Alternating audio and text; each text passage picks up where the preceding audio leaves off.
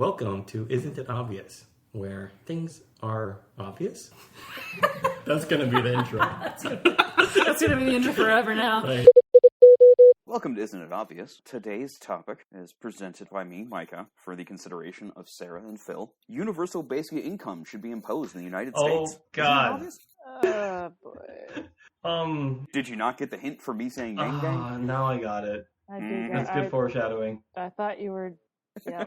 So, there should be everyone who does not make over $100,000 a year should just get, what, $3,000 a month? $2,000 a month? Something like that?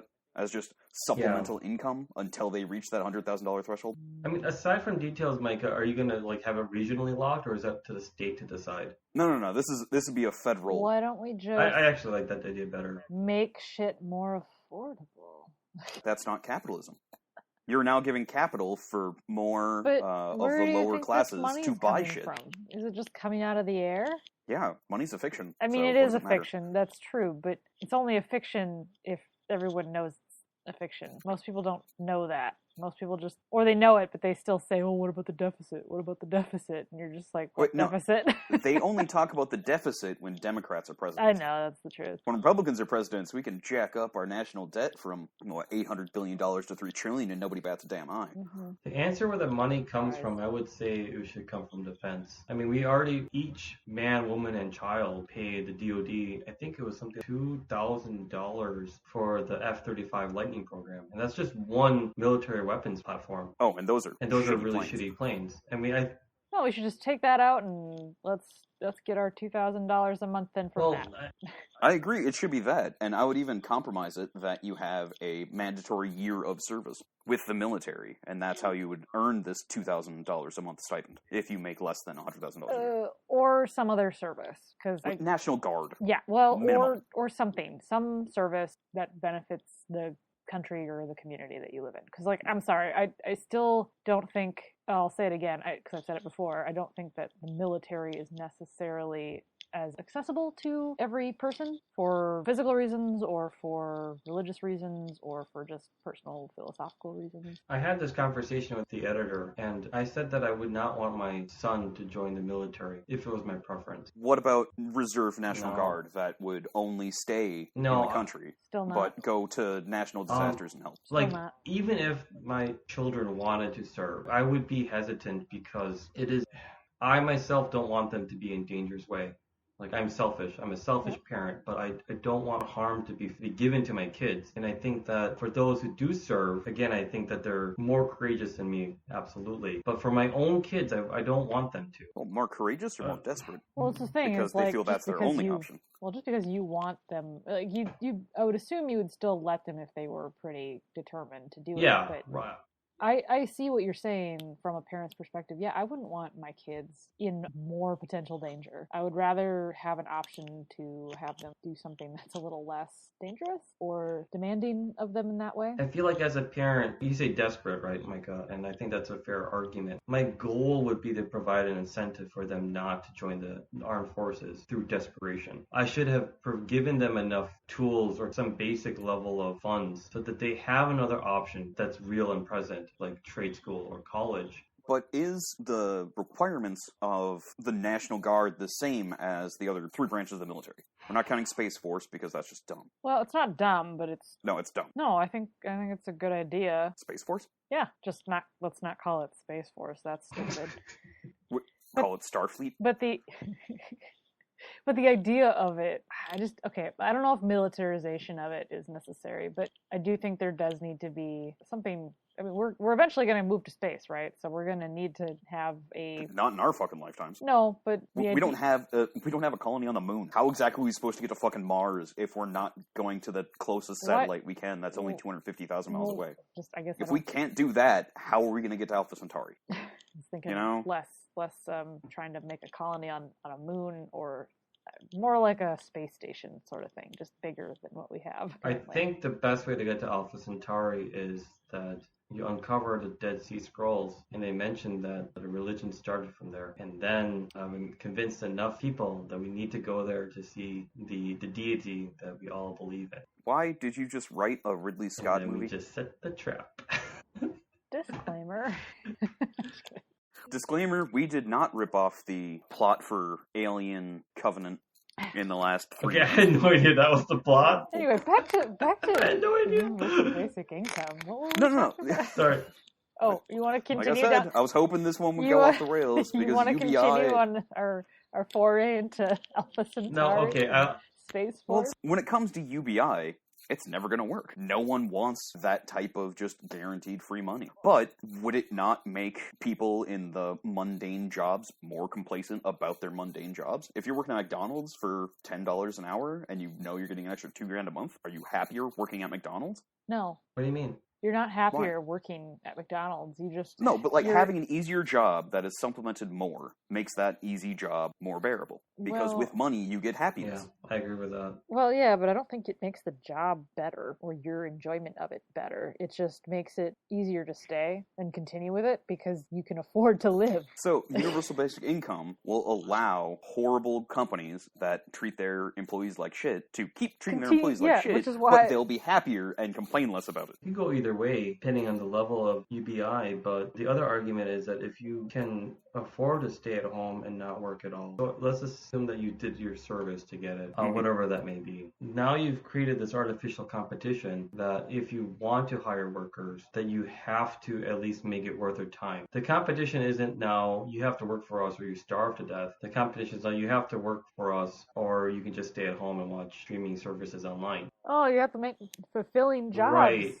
But Gee, $30,000 a year, or $24,000 a year, if it was $2,000 a month, is not livable on. Like, that is not a sustainable wage in America. That is not a sustainable salary. That is $2,000 a month? difficult thing. Yeah, so $2,000 $24,000 a year. You can live on that, not very comfortably, but you can. So you'd still want to work because you still want to get more money. Or you can take that $2,000 and you contribute to America by adding to the arts because you can be a photographer who is just getting into it, but you have that money that will allow you to propagate like the idea of America through your art. Or a painter, or a musician, or something like that. I guess, I don't know, I guess my issue is the country is investing its money into everyone rather than, because like, why not just lower taxes then? Because that doesn't do anything. Well, Ever. what's the difference then between just forking out $2,000 versus just not taxing people under a certain wage bracket? I mean, that's what they did for the 90s with earned income credit. They have negative tax brackets, kind of, for those that make poverty wages. And that was considered to be like, I think Milton Friedman said that was... I guess it's the same thing, it's just presented in a different way. But it's also easier to corral those of the lower classes by saying that this is in their benefit, when it's actually in the benefit of companies and corporations, because they're giving the class that buys the most generic stuff bigger buying power for their products without which just upping incentivizes companies to make things shittier, so people break more things, so they need more money to replace those garbage things. Oh my god, it's capitalism. I don't like it. The free money isn't capitalism. No, but making it so you constantly have to repurchase the thing as opposed to fixing it. That's why you need a college degree to work on a car, as opposed to like in the 50s when you could literally build your own module car. My thought on universal basic income is that it would be nice never having to work ever again. If you set the limit of $2,000 a month and I never have to report in, you presented this to me when I was young, right before I went to college. I would probably not go to college, and I would live with flatmates or whatever. Live very frugally, but I could probably find very good sources of entertainment for the rest of my life. Emulators for, I shouldn't... you wouldn't have to work, like, at all. Or if you wanted to work, you could afford to be choosier about the work you did, if you just wanted a little bit of extra. I was going to say emulators for ROMs, but I realized it's piracy, so I'm not going to say that. There are, very affordable games that one could get at a secondhand store, or going to the library to check out lots of books. I could live a very basic life, never having to report to somebody, enjoying eating basic foods, but that are healthy, that are affordable. What healthy, affordable foods are there? Cheap foods are not healthy. No, they're not. But prepared cheap foods can be healthy, right? Like the problem with cheap foods is that people try to make them fast. So I'm going to eat the cheapest foods possible and I don't have much time to make it. So you're going to eat another helping of spaghetti. Well, that's not really balanced. But if you had the time, which you would if you didn't have to worry about work, you could spend hours to try to be able to make a more balanced meal. Would you though? Yeah. I wouldn't do that right away, but eventually. If you're going to go with I'm going to make $24,000 a year and just be a hedonist, at what point does that have diminishing returns? At some point, being a hedonist stops being entertaining, and you need something else. That was an argument that a man that I respect a lot had given to me, that a dog is most happy when they're working, and the type of saying. And I said, no. Working dogs are happy when right. And I'm like, he's a Republican, and that's fine. But I was putting my Republican hat. Equating people to dogs. Yeah, Republicans.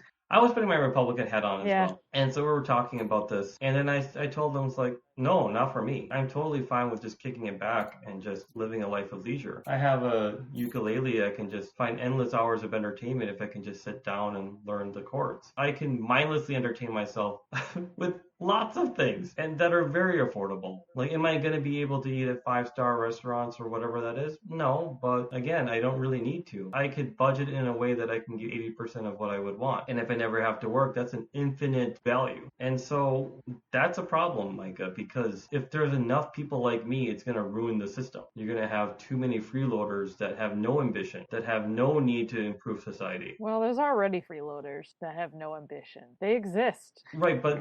And this pandemic has shown me that I am not one of those people. I can't healthily sit at home and just do whatever I want. I need to have something to do. Yeah. For every one of you, Phil, there are probably 5 Seras. No. Let's hope so. I think for every one Sera, there are like 10 Phillips. The lethargy and the lack of ambition is not going to lead to that type of hedonistic lifestyle, because there's always that wanting more. That is part of being human, is that you will always want more of something. And $2,000 a month is not going to get you enough. You will want more. It just makes getting that more a little easier. I disagree, because I don't need more. I just need something to do.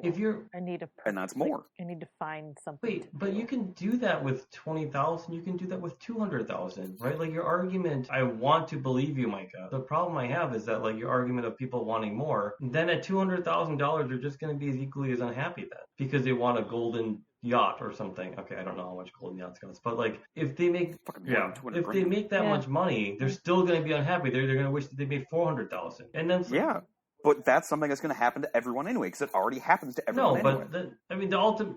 No, it doesn't. I don't need more. Right, I don't. Okay. But if your option was what you're doing now, or $20,000 over the course of a year, you will work to get more, even though it's not that much more. Well, from the $20,000. It's not about the money, though. It's about having something to do and enjoying the work I do. If I was given a choice of $2,000 a month versus $3,000, $4,000, $5,000 a month at a job I hated, I would take the 2,000. Yeah, absolutely. With nothing to do. With nothing to do? With nothing to do. I would rather be idle than do something I hate doing. Sure. And instead of making that $6,000 at something you hate doing, you make the $2,000, and then you make an additional $2,000 doing something you like doing. If I can find something I like doing. But then it's the... But yeah, you get the more... It's the working at McDonald's is now a lifetime thing that you can do if you enjoy working at McDonald's. True. It's not something you're forced to do, because that's the only thing you can do. You have an option to do that, and you're still contributing to society by working in one of those jobs. Right.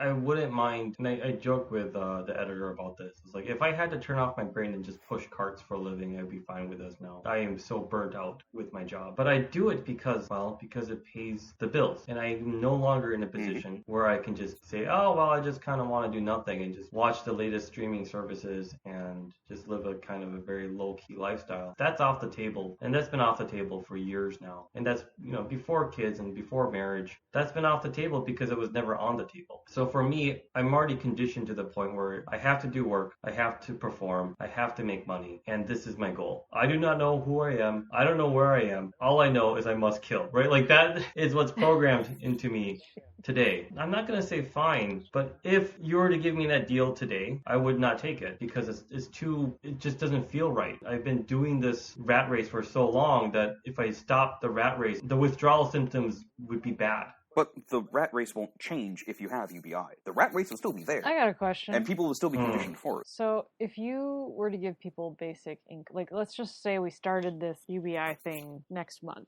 Do you think this would change how our society is gonna, like kids, for example. You can't afford to have kids on $2,000 a month. That's just not gonna work. Yet people have kids and they make less than $2,000 a month now. Well, they also get a lot of help usually. True. Like the SNAP program in WIC, and there's programs to help with that specifically. I can tell you that if people were able to make enough to live on their own, I know there are some people who they want to cohabitate, they want to have a roommate because it's easier to have two incomes. Sorry, it's flatmate for this episode?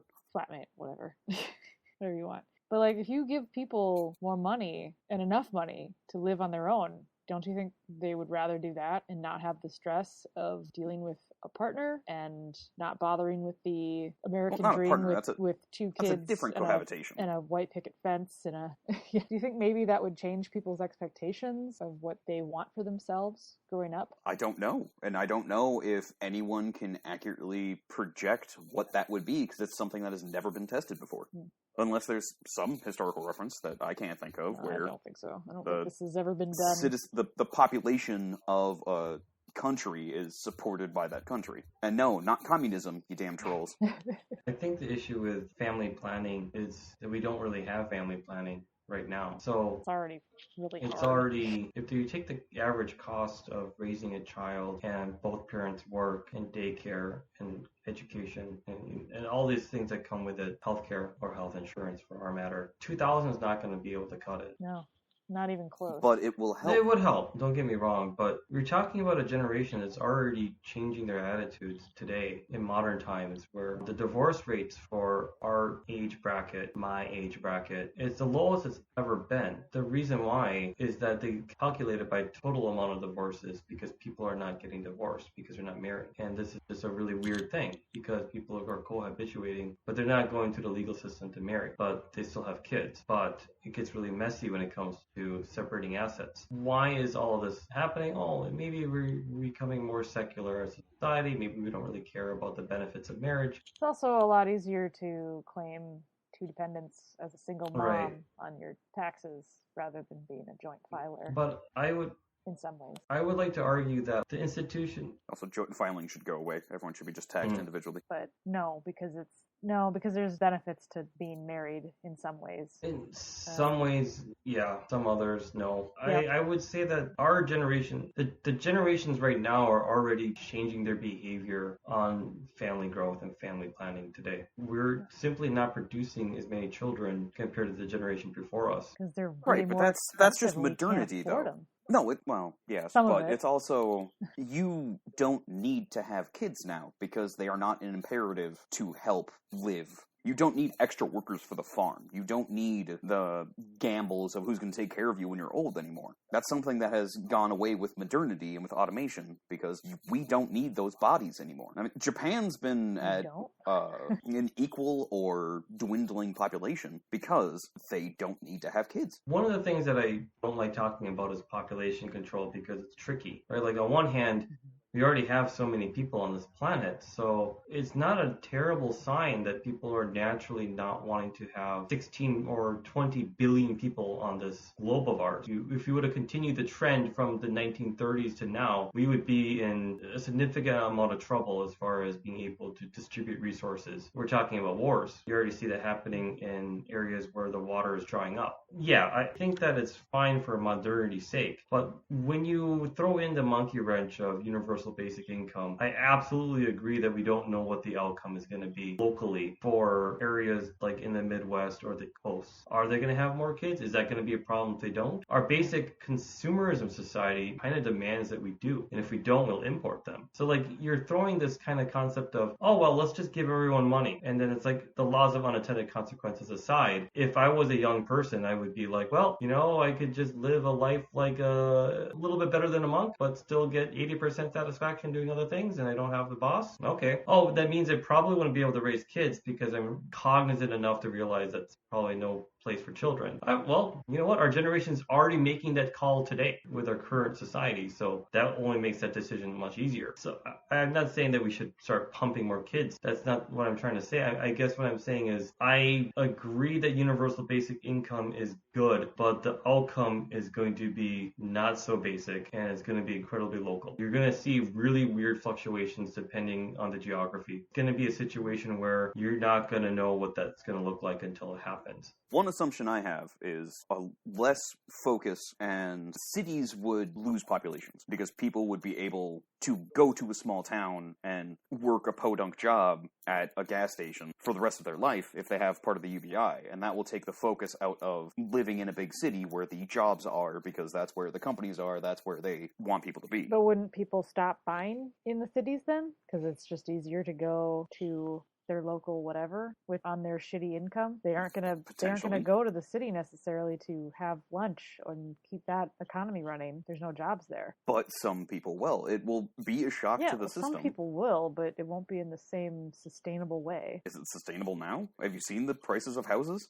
They're fucking ridiculous. They are ridiculous. I mean, to your credit, Micah, like people are already talking about that now from the mandatory work from home, which really impacts a lot of the people who can afford to be impacted, so to speak. White collar workers that are accountants and marketing managers and executives, such like that, they don't have... Or programmers, anyone who works with computers does not have to have an office. We're already, through this year, we're going to have shocks to our system that we aren't even thinking now. When we have it, there's going to be no point for companies to pay $20,000 a month for a whole floor in a building. That's true. If that's true. 90% of their workforce can work from home. They're going to downsize. They're going to sell off their building space to someone else if they can do that, and who's going to buy that? Their brick and mortar will either not exist or it'll be incredibly downsized. My aunt is trying to do that right now. She has her own business and she's trying to sell her share of a building because she just doesn't need the space. For the corporate side of it too, like you're mentioning as well, like your aunt with the business, I shouldn't divulge too much, but I've already been seeing that happen. Cubicles are just gone. I feel like, Micah, you're being like a prophecy of the future person. A prophet? Mm-hmm. You see what... I don't know. I like prophecy of the future person. Can we go with prophecy I'm going with prophecy person? of the future person for the title. Editor, please make that happen. Like, seriously, editor, make that happen. Oh, God, if that's the title of the episode, I'll be so happy. It would be so weird. And no one's going to know what this is about. And just prophecy of the future is all until like the and very end of the show. And the thing is that you're saying that of the benefits, I think you're already calling the shots here. Like you already know what's going to happen. It's already happening now. People are going to get paid less because they can get someone from Kansas City instead of someone from LA, a less expensive city. But then like, hey, why stop there? Why don't we just get someone from Mexico or someone in their time zone, someone from Brazil, or, you know, it doesn't really matter as long as they meet their time zone, which is actually really important. And so, yeah, I mean, it's a really good equalizer. So now the people in the exurbs or in the farming areas that in the city can finally compete, and they don't have to be paid that much, and that's fine. And then it could be all kind of spread out. Do you think another unintended consequence would be like just a better environmental? There won't be these huge buildings. It'll all be kind of just. You won't have huge smaller buildings. You won't have congested traffic because people wouldn't need to domestic drive areas as much. Yeah, and you won't have people cramming in. Apartment living will go down because you won't have the same necessity of doing that if somebody can buy a house 100 miles away from where their job is located because they can do it digitally. This whole year has been a test run, almost, of UBI. You wouldn't need these big buildings. You could just have people in homes. The only big buildings would be warehouses and grocery stores and goods that you need to buy. Clothing, I guess, would be something, or housewares. But you could probably get away with just specialty shops then. I mean, because like you can get most of this stuff online retailers too. They can just ship it directly to your house. The only thing would be for foods, and even those you could probably just have ordered and sent to your house too. But sometimes you want to pick it yourself. Sometimes you want to try a thing on, or you want the ripest fruit. So I think there's still some benefit to that. That is one of the most annoying things now, going into a department store for clothes and you can't try them on. Yeah. And it's like, the reason why I don't buy clothes online is because I don't know if it'll fit right, because I'm not trying it on and I don't want to ship it back. But then it's the same fucking bullshit when you actually get to the store. Yeah. And it's like, might as well just order them online and have them returned if they don't work. Even though. But I hate Amazon. I also hate buying clothes. My only complaint to your UBI is that it's most likely going to have to be a necessity because one of the arguments of modernizing American health insurance in our country is that President Barack Obama didn't want to make any big splashes because it was like 10% of our GDP. That's no joke. So what happens if you actually make it more modern is that you don't need to have so many administrators anymore. Insert all the cues of why it's better. Take German system or Canadian system or Italian system. It doesn't matter. Take any of them. You're not going to need that much headcount and redundancy. What are the English majors going to do now? All of those people that are working so tirelessly as middlemen are no longer needed. And a 10% reduction of that GDP of poof, you're gone, you're no longer needed, a robot can do your job, would crash the economy. This is something that's, if you mess with the system too fast, you're going to crash it, and no administration or even civic leader wants that on their head. Because when you crash the economy, now you're fucked. You're not just talking about the poor people who lost their jobs in the healthcare sector. You're talking about everyone else that supports it, and suddenly now it's a death spiral. That was one of the arguments why the moderates wanted to keep our terrible system we have today, because the moment you have a terrible impact, it's going to take a while for it to stabilize, and so you now have a lost generation. Argument of just ripping the Band-Aid, like you're saying right now, they're like, well, we're going to get there. You could see the writing on the wall that places that are of more affordable housing, and as long as they have bandwidth and internet, are going to be hired at a much more attractive salary for the company, and it's going to be fine for the people who live in podunk nowhere. You're already seeing this happening. We've been seeing it for globalization for decades now, and that's good for the masses. It's good on an aggregate level. China has uplifted more people in poverty in the history of humanity in like 10 or 20 years. So yeah, it's a little bit of the pain for the people in the States. It's great for China.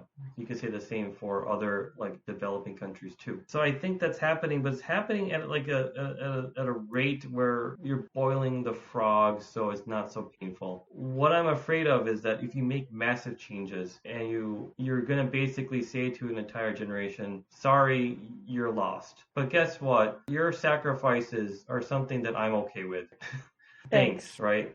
And that's what it's going to have to be. We are the product of that today, of having our degrees becoming so worthless, of having housing being so expensive, of having all of these headwinds ahead of us. We are that generation right now, or at least our age bracket is. And it's going to be worse for our children's generation, for absolute certainty. Is it? If we are the ones that rip off the Band-Aid, if we are the ones that suffer, is it a guarantee that the next generation is going to be worse? Well, if we're suffering, our kids suffer in some ways because we can't necessarily afford to give them a good life. Sure, but the 1930s had very little good lives for people. Yeah, and we're still here. I can tell you, yeah, people, assuming we don't like destroy the human race or whatever, people will endure. We will come out on the other side of this. That doesn't mean we'll come out better. I agree. But we don't know if we're going to come out better or worse. I think it'll be worse because the World War II example is probably pretty fair. And not World War II, pre-World War II, the Depression. Sure, right. So the Depression 30s. Kids didn't really fare well. No, they didn't. They all grew up to be hoarders. Not all of them. They grow up and then they get to... Their parents didn't fare well either because they served in the Great War during that time. And then they get to go to war. And then you have the silent generation after that. And then you had the baby boomers. No, the 30s was the silent generation. The greatest generation was World War II, then the boomers were there. I think there's a generation between boomers and the greatest. And that's why I think that there's... No, boomers are the children of the greatest. Correct me in the show notes, people. But here... I'm saying that it's going to take at least 2 generations, maybe more, right, when you rip a Band-Aid off. The ones that get hurt are going to raise kids that are hurt. Yep. And that makes sense to me. It happened in post-war Korea in the Reconstruction era. Probably happened in post-war Japan too. It's a sad thing, right? You're telling lots of Americans, be like, well, your sacrifice is good enough for me. But hey, maybe there's a possibility that your grandchildren will be fine. And that's an argument that... Yeah, if your children can But there's no survive. Exclusionary. If we're the ones that do this, we are the ones that are also suffering. Our sacrifice is good enough because we're doing it for the chance of a better future. Because what we have now is not good, and we need to rip Band-Aids off. We need to topple houses of cards. I don't think it's a Band-Aid, though. Like, this is like fucking duct tape on a fucking burn with skin that's gonna slough off. This isn't just a Band-Aid we're ripping off, Micah. But if we don't do anything about it, it's just gonna fester. Yeah, and or it will get worse. You can do it in a way that's not gonna tear. You can be a little more surgically precise. is what I'm saying. You'd rather pull the duct tape off by the inch? I would rather find an anti-adhesive or something that we could like soak the wound in and then slowly take the duct tape off and then hope But what's that anti-adhesive going to do to the burn? Well, let's hope it's safe. When it gets into the flesh, what is the detriment of that? Well, the flesh is already dead. The slow approach hasn't done shit, because the slow approach is always worse because there's a bigger scar under it. I don't know. We're just metaphors just getting weird. But what I'm saying is that hey, I'm the prophecy future person. Person decides future. We all know how those end up with those doomsayers saying we need to do X, Y, and Z or the world's going to end. But hey, don't fuck with my cult idea. I have a hand sign and everything. Oh boy, it's a turtle. Is it the turtle one? Yeah. It's hard to predict the future, and it's hard to ask people to sacrifice their own futures and their children's futures for these potential grandchildren that they may or may not have. It's hard to ask a person to do that. Yeah, but it's easier to ask a person to do that if you're also going to suffer. Well, it's nice that you care about, or that you find yourself as a cog in a society. I don't care that much about other people. I care about other people, but I don't care that much about other people that I would be willing to sacrifice my comfort and happiness for society. Like, maybe to a point, but there is a limit. I have a limit, a hard limit. There's certain things I'm willing to sacrifice. Like, I will wear a mask. I will stay at home to save people's lives. But I still need to eat, and I still need a job, and I still need, I still need to do certain things, and I'm not willing to give up certain things. And I don't think. Although I don't think we've actually established what the sacrifices would be. Yeah, that too. I don't know. There's a lot of assumption of the shit that would go down in order to make this kind of function, but the Jetsons takes place in 2060. Huh. Where the fuck are my flying cars? Well, the funny part about the Jetsons, too... The world and the universe does not owe you flying cars, Micah. Yes, they do. Fucking Back to the Future promised me cars, and we went past that 4 years ago. Is that you don't need flying cars. Like one of the critiques about the Jetsons is that they should have showed the father working from home. Yeah. Not having to go to work. Why would you need to have a car to begin with? What they didn't show you was the fact that they're living in all the high-rises because the nuclear war that they had totally irradiated the ground level around the world, so they had to build up to these weird sky cities. I thought that... Yeah, no, Jetsons... No, I thought the Jetsons, like, in the bottom world was where Fred Flintstone lived. Like, there was just two worlds, but they shared the same... Exactly. It's a super gross class system. They made automated dinosaurs to appease people of that what they're doing is the peak of technology, even though the giant space elevator to the sky has any amenity you need. And Rosie! Are these mechanical dinosaurs, or are they, like, actually fleshy dinosaurs? Because they eat dinosaurs, don't they? No. They think they eat dinosaurs. It's really synthetically made from the people in the sky. Yep. They're just big dino Why do you think steaks. dinosaurs can talk? They're like giant dinosaurs. Dinosaurs can... Chicken nuggets? Sorry. I don't the know. dinosaur chicken nuggets, but they're actually right now. Oh, the pink paste is so much worse in the Jetsons universe. You guys are making me hungry. I want some chicken nuggets. My idea is that if you do universal basic income, you're going to mess up the society in a way that we don't really fully understand. It'll crash, and it'll crash hard, where then people have to deal with undue burden for multiple generations. And then it would level out. And the last 4 years was trying to go back to the 1950s America, and that was fucking horrific. How do you test run this? I know that I know that people are testing it, but I don't know how it would. I don't know how a retroactive $2,000 a month through the entire pandemic for anyone who makes less than $100,000 a year. That's your test of UBI, right there. I mean, right now we're kind of testing it in a way. Yeah, we are. But that's only because people have lost their jobs, not because they are not working because there's no work for them. Correct, but if the $2,000 a month stayed and they go back to work because we're in a post-pandemic world, that can still function. We have the groundwork in place to test this over a small subset, and we see what happens. Give it 2 years, because that's when the Republicans will take back the House and then destroy everything that any good that... Yeah, but one of the problems is that you wouldn't really behave under a real UBI environment if you know it's going to be taken out in 2 years, because the risk... There's a chance it'll be taken out in 2 years. That's why we tested it now. Okay, fair enough. There's a chance to. Because here's the thing. If poor Republicans and MAGA people like the fact that they're getting an extra $2,000 a month and they still work the menial job that they have, Republicans will support it because they need those votes. and that is their voter base. The only way you can test this, or like maybe make a comparison, I suppose, is Social Security. Like, so when you're 67, I think? I don't know. 65?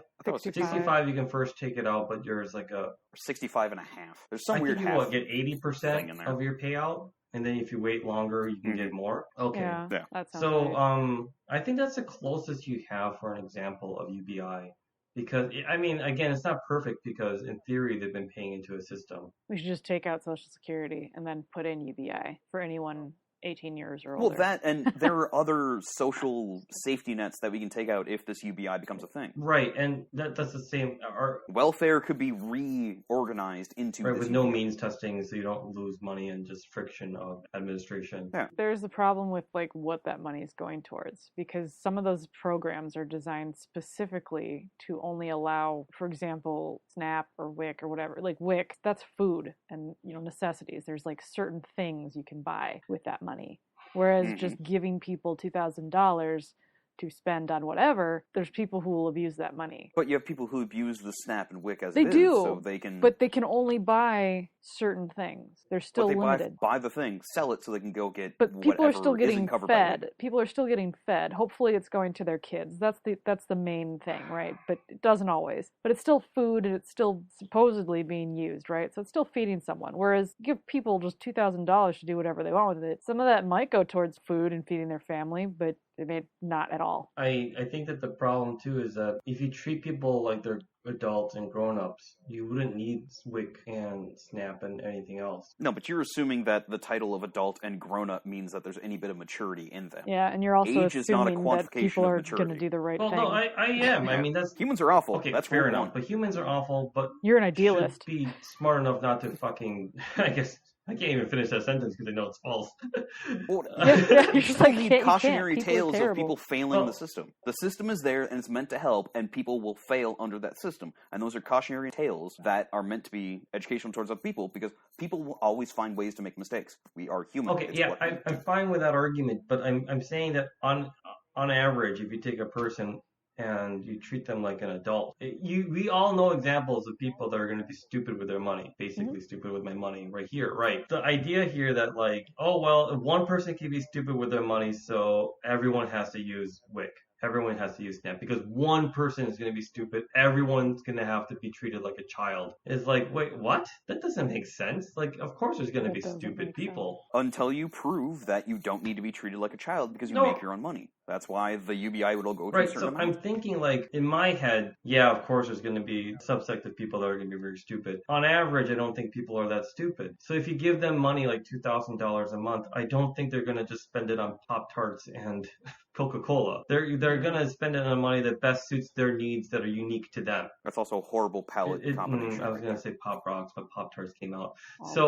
All that sugar. I think that if you treat them like adults, they're going to behave like adults. Maybe some of them are going to be stupid, but they're going to be stupid anyway, right? They're going to still sell their food stamps to buy it, what they wanted. You're not going to be able to help them. But you shouldn't hold the rest of the 99 people hostage for that one stupid idiot. That's true. That's fair. My thought is that if you just give, for senior citizens that are 65 and a half or whatever, how do they manage their money? Are they totally fucked? Are they bored out of their minds? Are they unhappy? And if you look at the research, people are happiest in their life, according to fucking CNN, I forgot what it was, when they had the least responsibility. So they're happier in their high school years. They didn't know it because they don't know any fucking better. But when they look back at it, they're like, oh, I had the least responsibility. And they're happiest in their senior years. Because again, if you played your cards right, and most people do because they're not fucking idiots, they're happier when they have the least responsibilities then as well. And when people say... I hated high school. Well, just saying.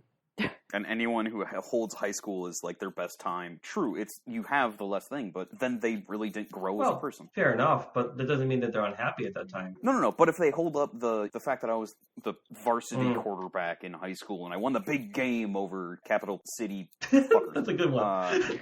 And that's all I do is talk about that. You Al Bundy that shit, you're going to be an unhappy adult. I do think that there's some connection there where there's got to be some unhappiness dividends. You have to...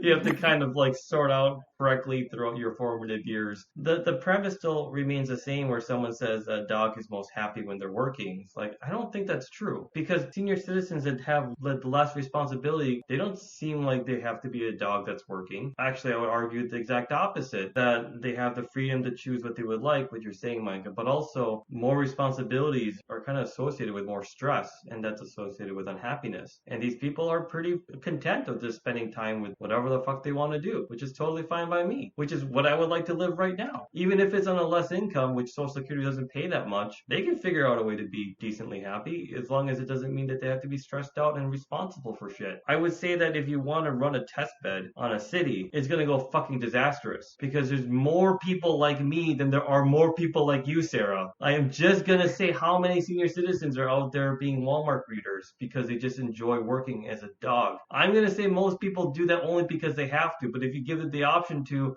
they're going to be totally fine just playing cribbage and spending, time at a dog park complaining about how the dogs changed over the years and yelling at clouds. And they're going to be happy about that because they're like me. They just don't want to do work and they want to get paid. And they're going to be happy with least responsibility and they'll entertain themselves cheaply because it's very easy to do that in the States. And if you have too many people like me, you're going to have a really fucked up economic system because there's no way you're going to be able to support it. Yeah. You have to squeeze people for their money. I don't want to be squeezed, but if I have to, I guess fuck me, I guess I have to be. But that's why you create these terrible incentives to get slackers like me to have to work. And that's why a system like what you're presenting, Micah, isn't going to work because you're thinking too idealistically. People, if you give them an option out to just be freeloaders, I think unfortunately they're gonna fucking take it because it's a very good deal. Because people aren't stupid. You'll have some people like Sera that are gonna work and perform, but there's not enough of you guys. Well, and I say work and perform. I wouldn't work at the same level. That's another. Like if I could afford. Well, no, I mean I would want something to do, but. Yeah, if I could afford to, I would probably work 3 days a week, 4 days a week, 6 hours a day, like we've discussed previous episodes. That's kind of a problem because now I can't squeeze enough because now your output of being able to tax you is much less based off your own volition. Yep. Of the people that are productive are going to be less productive. Of the people that you are making a terrible set of. We should just pay people a living wage and let them work a little less so they're less stressed and happier. And when they are productive, it's more productive. No, but that's not profitable for the company. Well, neither is fucking $2,000 a fucking month. No. Yeah, because it's a fucked up system, and it needs to change. Mike, it is profitable for the company if the company... The same amount of work is getting done. if they hit the sweet spot, which French and the Italians and the Germans are doing. We just need to find that Oh, yes, spot. French and Italians, they're known for not massive strikes that totally disrupt their economy on the average. Yeah, but that being said, Northern Italy is very good at producing the goods and services of the... South Italy is like our Alabama. So don't talk about that. So issue here is that yes, they do strikes, but yes, they also are G10. Like they are economic powerhouses in their own right. They were grandfathered in.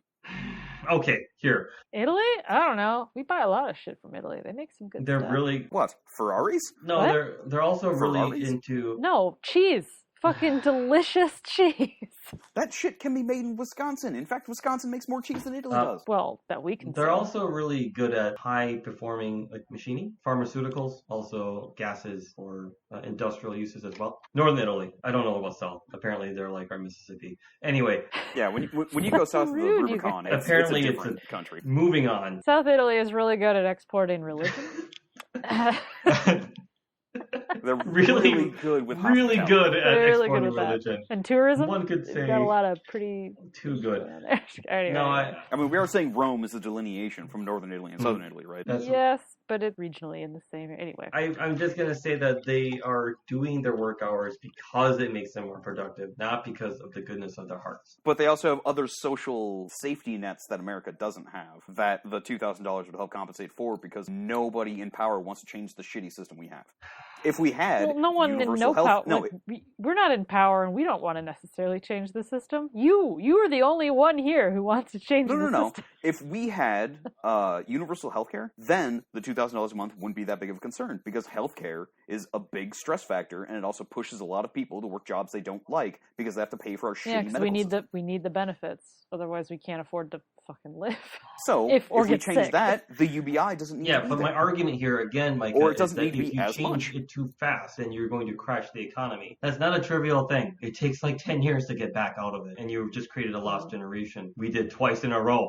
God. Yeah, we are a doubly lost generation, so why the fuck not pull Because out it that gets mandate? way worse. Yes. Does it? Yes, it does. It's not. does. I am not making a trivial comedic punchline here. First time we got hit was the .com bust. Then the second time we got hit was the recession, the Great Recession. Like, we're lucky we still have roofs over our head. Our right quality now. of life every time is significantly worse. It's like one of those funny like sci-fi movies where they go back in time and just things just get worse. Like that's what we are. Well, you do know in Star Trek canonically, the early 20th century was rife with wage inequality, ridiculous racism, and a giant class war that almost brought Earth to its doom. Yeah, that's what we're looking at. When just because it's bad now doesn't mean it can't get worse. That's my whole premise is that if you fuck up the economy so much, then we start even losing the basic things that we take for granted today. If you look at South Africa, for example, you can see the great neighborhoods that they have there all have private fences with barbed wires on it because the disparity well, that's in also the holdover from apartheid. coefficient index of inequality is just very high, and we're getting there. We have less and less probability that we can get out of this tailspin. When we have another recession, it's not like, oh well, we're pretty shitty already, so what does it like just put it on my tab? No, the chances of us actually outliving our parents, the life expectancy of our parents' generation is actually going to be higher than ours. These are terrible things that happen. When the Soviet bloc disintegrated, their life expectancy of some of these areas went from like 70 to 50, some like ridiculous young age. But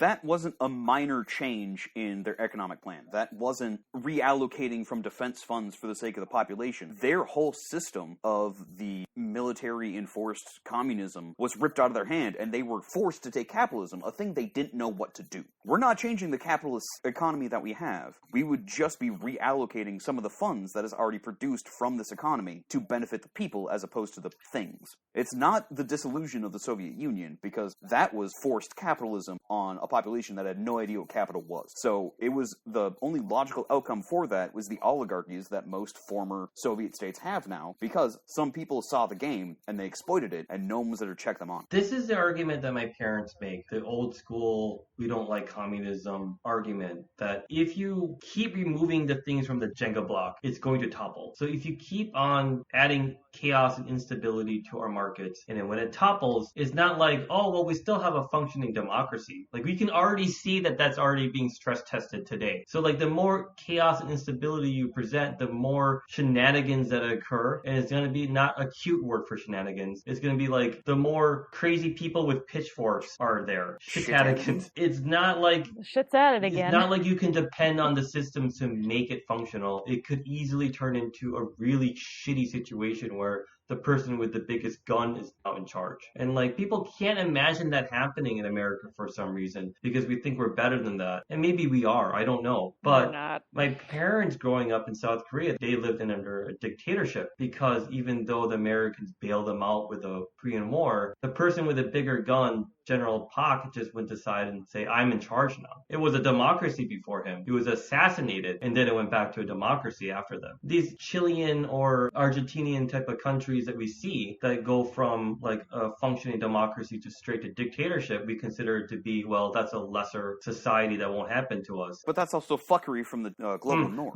The fact that European has their fingers in there and the Americans have their fingers in there, and they're dictating because whatever rebel group they support will give them a better capitalistic deal. That's why those countries are fucked up. That's the same reasons why we're going to get fucked up. You can already see the interference by Russian actors or Chinese state actors. Like, you can already see the fact that we're so susceptible to fake news. Why? Well, because we have a very angry populace. And I made this argument before that I feel bad for Trump supporters because everyone's angry. They're just angry at the wrong people. Us liberal socialists are angry. We're just angry at the right people. I think we're angry at the right people. Well, we think we are, right? But you can see the underlying... I mean, I know. And then I say, oh, well, Phil, you're just making a terrible excuse for them for economic anxiety. It's like, no, it's not economic anxiety. It's economic anger. And you can easily manipulate these people. And there's no no shortage of enemies that Americans don't have. You can just look at the past 100 years of American fuck-ups to see who our enemies are. We're like the Batman of making our own enemies. And so, yeah, the idea of economic instability creating political instability is in my forefront of my mind. Your arguments that you present that I'm interpreting is that, yeah, we can have economic instability, but that's not going to change the bedrock of our political system. We'll still have democracy at the end of the day. There'll still be reforms. We'll still function. And in my head, it's like, you don't know that. The more you take out of the Jenga blocks, the more you run into the risk of having assholes in charge. And we already have assholes in charge. And having a catastrophic failure and not just a Band-Aid ripped off. We're just so lucky that our asshole is so stupid. But can you imagine a clever asshole? Human Ted Cruz. That would be very bad.